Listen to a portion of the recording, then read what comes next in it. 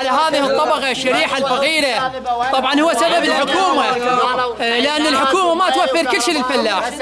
الحكومة حايلة بس بالسرقات، وصل طن وزنة الكيماوي إلى 150,000، الأبيض وصل إلى 75,000، 100 لتر حصة 100 دونم 100 لتر غاز مجلس النواب أو مجلس البرلمان تكفي له 100 لتر وقود لونسة عائلته، فهو يقبلها، إذا يقبلها على نفسه يقبلها على الفلاح. يعني طن الحنطة ب 500,000، لسه الناس ما مستلمة فلوسه، لسه تعاني. يعني الحكومة يقول ما عندنا، المهندس تسمع التقارير الميزانية وصلت إلى كذا مبلغ، أموال قاعد تسرق بشكل مو طبيعي، والفلاح ترك عرضه وهاجر للمدينة بسبب العيشة. فالله أكبر على هذه الحكومة البدو. المن نشكي إذا الحكومة هي فاسدة، المن نشكي، المن نحكي. فالله أكبر على هذه